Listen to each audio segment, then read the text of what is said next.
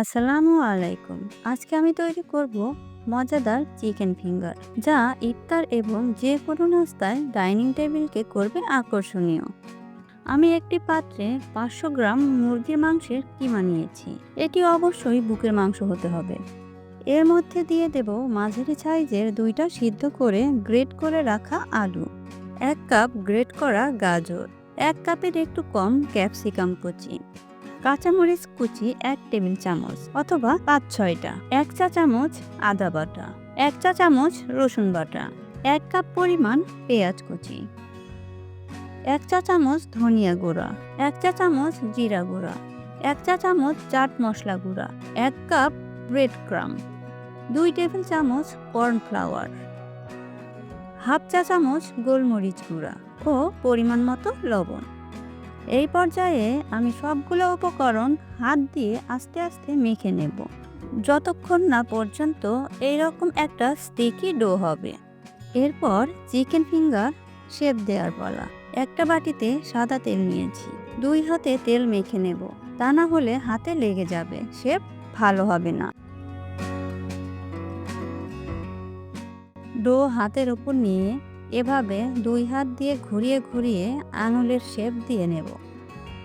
এভাবে করে সবগুলো চিকেন ফিঙ্গার বানিয়ে নেব।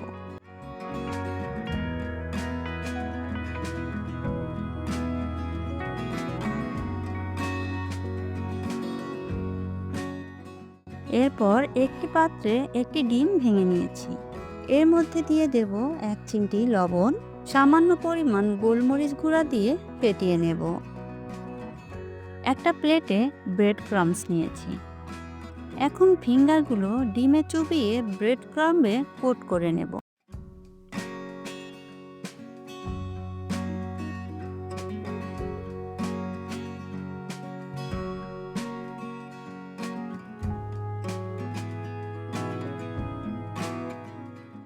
এবার চুলা জ্বালিয়ে একটি পাত্র বসিয়ে দেব।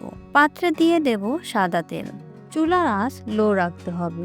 আমি ফিঙ্গারগুলো প্যানে দিয়ে গোল্ডেন ব্রাউন কালার করে ভেজে নেব। লো আঁচে ভাজতে হবে, তা না হলে উপরে পুড়ে যাবে, ভিতরে কাঁচা থাকবে।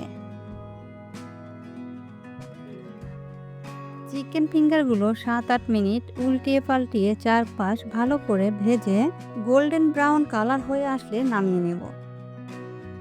এখন আমি সার্ভিং প্ল্যাটারে সার্ভ করে দেব।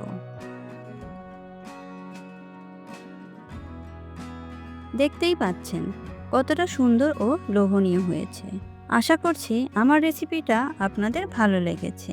আপনারা বাসায় তৈরি করে নিতে পারেন।